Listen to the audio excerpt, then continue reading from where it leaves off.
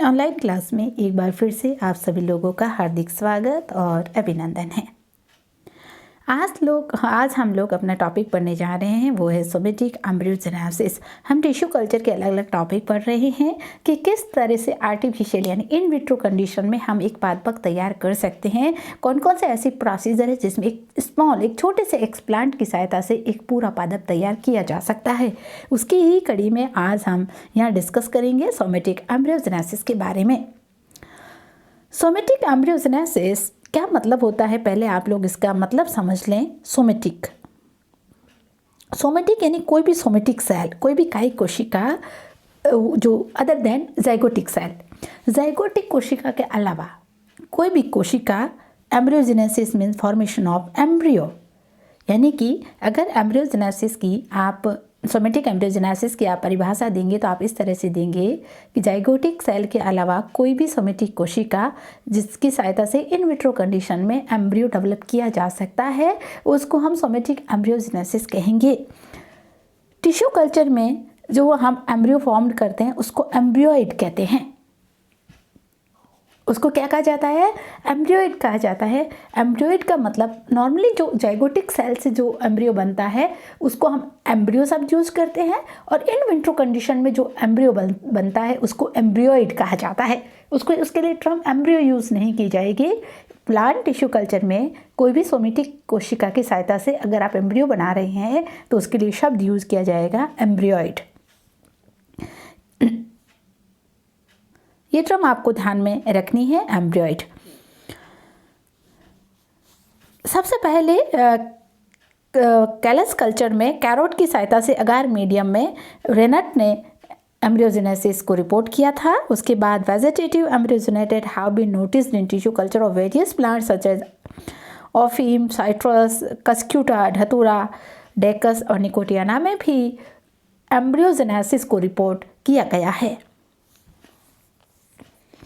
Embryogenesis कई angiosperm plants में जैसे एट्रोपा बेलोडोना, बोर्मस, सोलेनम, रेननकुलस जैसे पादपों में, साथ ही जाइकस की कई स्पीसीज में भी इसको ऑब्जर्व किया गया है। रेटन ने सबसे पहले उन्होंने एम्ब्रियोजेनेसिस को रिपोर्ट किया था। एम्ब्रियोजेनेसिस को अगर हम बात करें कि किस तरह से ये प्रभावित होता है, किस तरह से ये सेल में कैरोट रूट को लेकर एम्ब्रियोजेनेसिस जब क्रिएट किया जाता है तो कोकोनट मिल्क की उपस्थिति में, कोकोनट मिल्क जो होता है उसकी उपस्थिति में एम्ब्रियोइड फॉर्म्ड होता है। लेकिन स्टीवर्ट के अकॉर्डिंग कोकोनट मिल्क जो है वो एम्ब्रियो डेवलपमेंट और इनिशिएशन की ज़रूरी है। यानी कि स्टीवर्ट क्या कहते हैं कि कैरेट में अगर एम्ब्रियोइड हमें डेवलप करना है तो किसकी ज़रूरत पड़ेगी? कोकोनट मिल्क की ज़रूरत पड़ेगी। अगर मीडियम में कोकोनट मिल्क है तो एम्ब्रियोइड बनता है, लेकिन अधिकतर साइंटिस्ट इस बात को खारिज करते हैं क्योंकि कोकोनट मिल्क में साइटोकाइनिन होता है और साइटोकाइनिन हार्मोन का एम्ब्रियो डेवलपमेंट में रोल नगण्य है। सोमेटिक एम्ब्रियोजेनेसिस किन किन कोशिकाओं से बनाया जा सकता है? कोई भी वेजिटेटिव कोशिका, प्लांट की कोई भी मैच्योर वेजिटेटिव कोशिका से हम सोमेटिक एम्ब्रियो को बना सकते हैं। कोई भी reproductive cell other than zygote के अलावा कोई भी रिप्रोडक्टिव सेल हो सकती है। जाइगोटिक सेल नहीं होनी चाहिए। जाइगोट के अलावा कोई भी रिप्रोडक्टिव सेल को एज ए एक्सप्लांट यूज कर हम एम्ब्रियो डेवलप कर सकते हैं। कोटिलिडीन, हाइपोकोटिलिडीन या यंग प्लैनेट्स की सहायता से भी एम्ब्रियो को डेवलप किया जा सकता है। शार्प एक वैज्ञानिक हुए हैं, उनके अनुसार एम्ब्रियोइड फॉर्मेशन के दो प्रोसीजर हैं, डायरेक्ट मेथड और इनडायरेक्ट मेथड। डायरेक्ट मेथड जो होता है उसमें एक्सप्लांट में कैलस का निर्माण नहीं होगा। बिना कैलस के एम्ब्रियो जो है वो क्या है? बन जाता है। बिना कैलस निर्माण के भी किसका निर्माण हो सकता है? एम्ब्रियो निर्माण हो सकता है।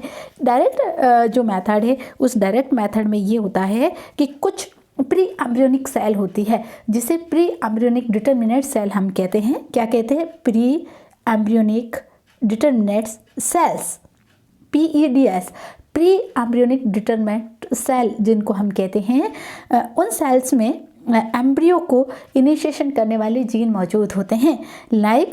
जैसे कि प्री एम्ब्रियोनिक डिटर्मिनेट सेल कौन कौन सी हो सकती है? Hypocotyl, endosperm, nucellus. Other than zygotic cell जो होती है उसमें एम्ब्रियो को इनिशिएट करने वाले जीन मौजूद होते हैं। जब आप उनको कल्चर मीडिया में डालते हैं तो ये सेल डायरेक्ट किस में कन्वर्ट हो जाती है?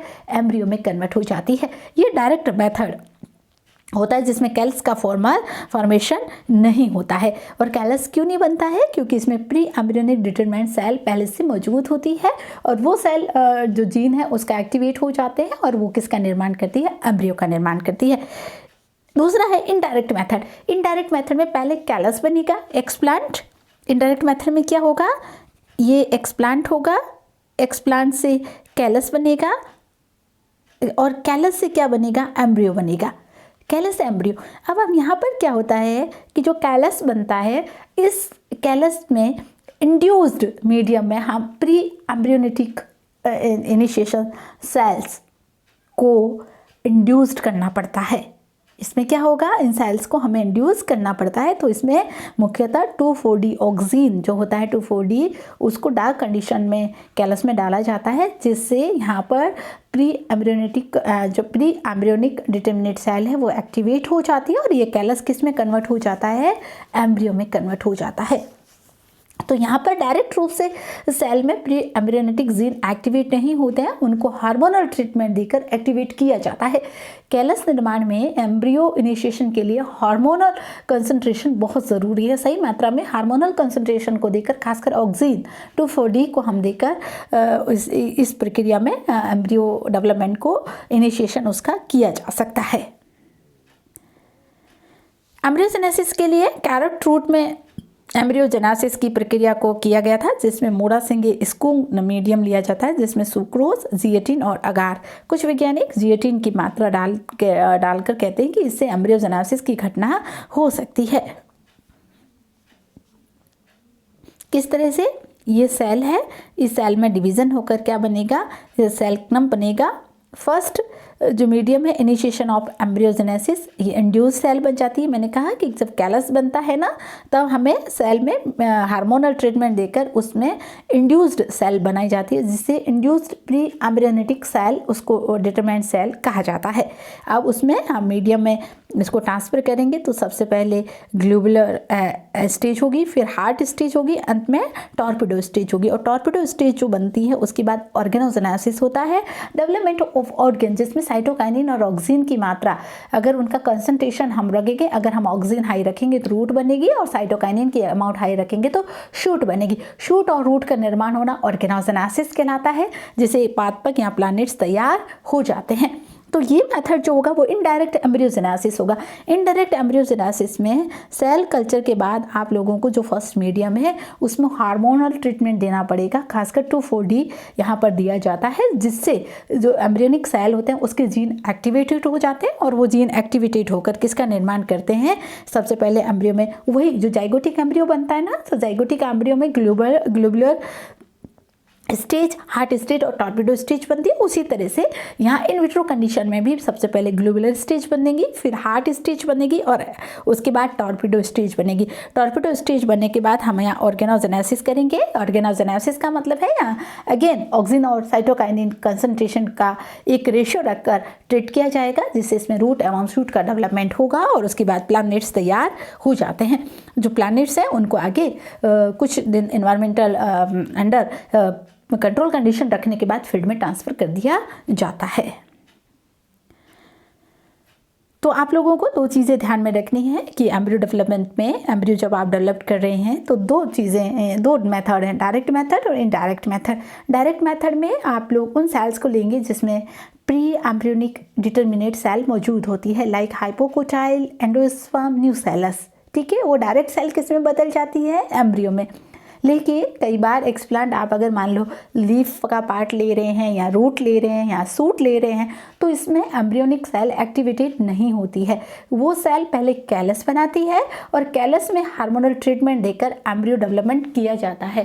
कैलस में हार्मोनल ट्रीट देंगे एम्ब्रियो, हम उसे कैलस से हार्मोनल ट्रीटमेंट देकर एम्ब्रियो जो है वो इनिशिएट करेंगे। तो आप हार्मोनल ट्रीटमेंट जब हम लोग देते हैं तो एम्ब्रियो बनाने वाली सेल जो है वो एक्टिवेट हो जाते हैं, जीन जो है वो एक्टिवेटेड हो जाते हैं और ये जीन सबसे पहले ग्लोबुलर स्टेज, फिर हार्ट स्टेज और फिर टॉर्पिडो स्टेज बनाती है। और टॉर्पिडो स्टेज के बाद हम फिर से हार्मोनल थेरेपी देते हैं, जिसमें साइटोकाइनिन और ऑक्सीन का एक नियंत्रित कंसंट्रेशन में ट्रीटमेंट करने पर उसमें शूट और रूट का डेवलपमेंट होकर प्लैनेट्स तैयार हो जाते हैं। अब कौन से ऐसे फैक्टर हैं जो सोमेटिक एम्ब्रियोजेनेसिस को इफेक्ट करते हैं? ऑक्सीन, अगर हाई कंसंट्रेशन है यहाँ पर ऑक्सीन का, मैंने कहा ना 2,4-D, मुख्य रूप से कौन सा ऑक्सीन काम में लेते हैं? 2,4-D ऑक्सीन एम्ब्रियो डेवलपमेंट में काम में लेते हैं। तो यहाँ पर अगर ऑक्सीन है तो बडिंग और एम्ब्रियोनिक जो क्लम्प्स हैं वो ऑब्जर्व होते हैं मीडियम में, ठीक है। लेकिन यहाँ पर नाइट्रोजन का अमाउंट कम रखना है। अगर नाइट्रोजन ज़्यादा है तो वो ऑक्सीजन की कंसंट्रेशन को प्रभावित करता है, जिससे एम्ब्रियो डेवलपमेंट इफेक्ट हो सकता है। जब आप लोगों को हमने यहाँ ये एम्ब्रियो डेवलपमेंट से हैं, एम्ब्रियो डेवलपमेंट के बाद अगर हमें प्लांटलेट्स डेवलप करना है तो हमें ऑक्सीजन की कंसंट्रेशन को लो करना होगा। वहाँ पर हम एम्ब्रियो डेवलपमेंट के बाद प्लांटलेट्स डेवलप करेंगे, पादपक जब बनाएंगे तब हम ऑक्सीजन का अमाउंट रिड्यूस कर देंगे।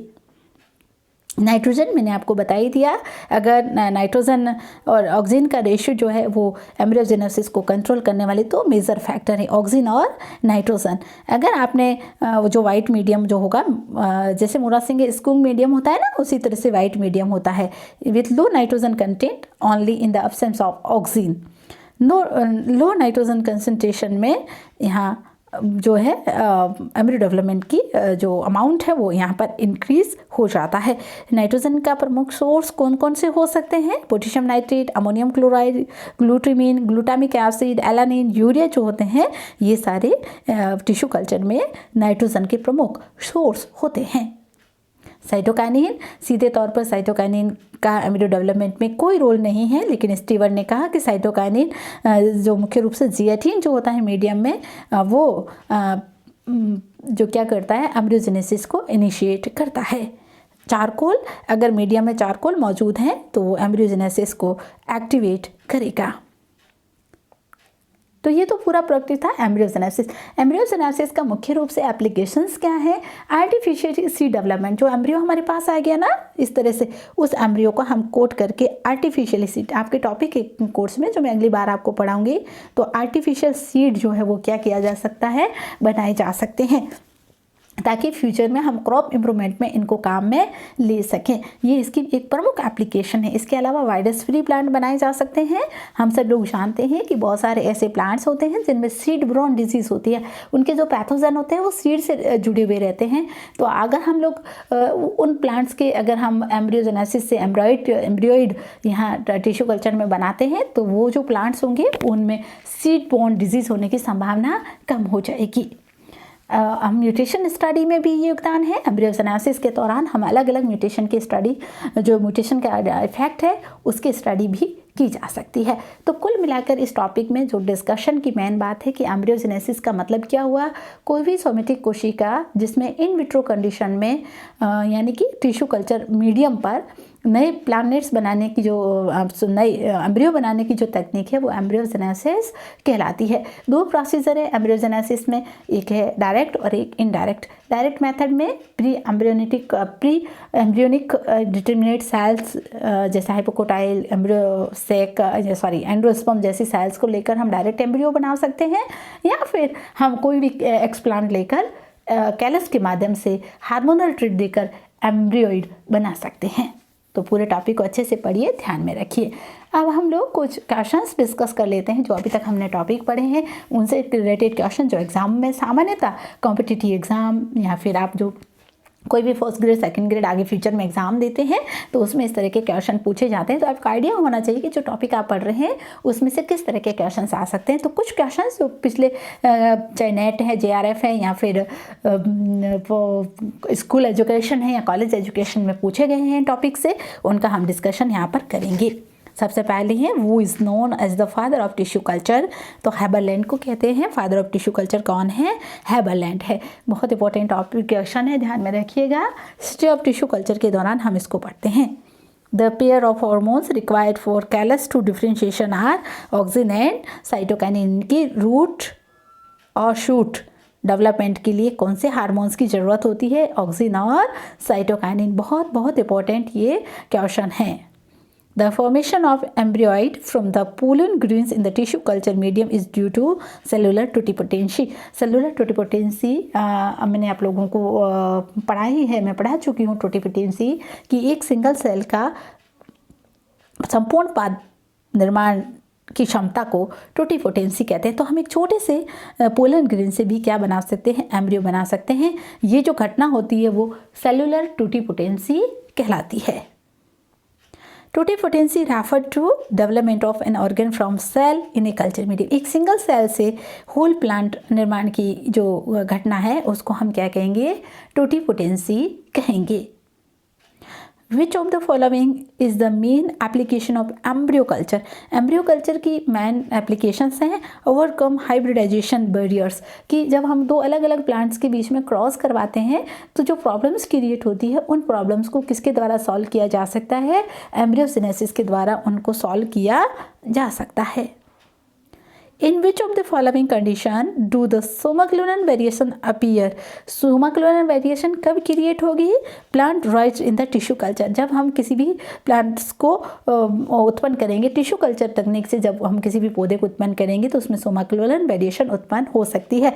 सोमाक्लोनल वेरिएशन मैंने आप लोगों को कल ही पढ़ाया था कि किसी भी सोमेटिक सेल में जो वेरिएशंस उत्पन्न होती है टिश्यू कल्चर के दौरान उनको हम सोमाक्लोनल वेरिएशंस कहते हैं।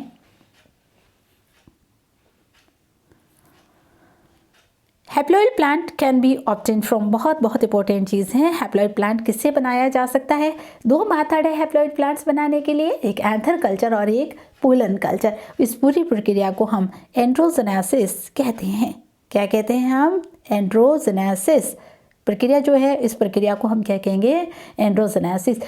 यहाँ तो एंथर कल्चर से आप हैप्लॉइड प्लांट बना सकते हैं या फिर एम्ब्रियो कल्चर से हैप्लॉइड प्लांट बनाया जा सकता है। इस पूरी प्रक्रिया को एंड्रोजेनेसिस कहा जाता है। Which of the following growth hormone produce apical dominancy? Apical dominance कौन प्रोड्यूस करता है, auxin hormone. Which of the following plant cells show totipotency? कौन सी सेल टोटिपोटेंसी को प्रदर्शित करती है, मेरिस्टेमेटिक सेल। हम उसी सेल को एज ए एक्सप्लांट यूज़ करेंगे जो सेल टोटिपोटेंट होगी। तो टोटिपोटेंट कौन सी सेल होगी, टोटिपोटेंट वही सेल होगी जिसमें विभाजन करने की क्षमता है, वो विभाजित होकर नए सेल बना सकती है, उसी सेल को हम टोटिपोटेंट कहते हैं। तो प्लांट्स में मेरिस्टेमेटिक सेल जो होती है वो टोटिपोटेंट सेल होती है, उनमें विभाजन करने की क्षमता होती है। वो सेल विभाजित होकर एक संपूर्ण पादपक बनाने की क्षमता रखती है, उनको हम टोटिपोटेंट, और इस पूरी घटना को टोटिपोटेंसी कहा जाता है। What is callus? कैलस क्या है, an unorganized actively dividing mass of cell maintain in culture, यानी कि अविभेदित कोशिकाओं के समूह को। एक्सप्लांट के बाद जो कोशिकाएं अविभेदित समूह, अविभेदित का मतलब ये है कि इसमें रूट और शूट डिफ्रेंशिएट नहीं है, ऑर्गन डेवलप नहीं हुए हैं, तो कोशिकाओं का जो अविभेदित समूह है उस अविभेदित समूह को हम क्या कहेंगे, कैलस कहते हैं। तो ये पूरा जो टॉपिक है एम्ब्रियोजेनेसिस, सोमेटिक एम्ब्रियोजेनेसिस, किसी भी सोमेटिक कोशिका की सहायता से एम्ब्रियो डेवलपमेंट की टिश्यू कल्चर में जो घटनाएं है वो एम्ब्रियोजेनेसिस कहलाती है। ये सब घटनाएं इन विट्रो होती है, लेबोरेटरी में होती है, इन विवो जाइगोटिक एम्ब्रियो बनेगा। जाइगोट जो होगा ना वो जाइगोटिक एम्ब्रियो, और ये कौन सा एम्ब्रियो है, ये सोमेटिक एम्ब्रियो जिसको हम एम्ब्रियोइड कहते हैं। जाइगोट से जो एम्ब्रियो, जाइगोट से बनेगा वो जाइगोटिक एम्ब्रियो होगा, और सोमेटिक सेल से जो एम्ब्रियो बनेगा वो एम्ब्रियोइड होता है। और ये एम्ब्रियोइड शब्द जहाँ भी आता है कि व्हाट इज अ एम्ब्रियोइड, तो हम क्या लिखेंगे, इन विट्रो कंडीशन में क्रिएट किया गया एम्ब्रियो, एम्ब्रियोइड कहलाता है। तो ये जो टर्म्स होती है टिश्यू कल्चर में, इन टर्म्स को अच्छे तरह से आप लोग ध्यान में रखिएगा, अच्छे तरह से इनको तैरिए और इस पूरे टॉपिक को अच्छे से पढ़िए ताकि आप लोग अच्छे से इस पूरे प्रोसीजर को समझ सकें। Thank you.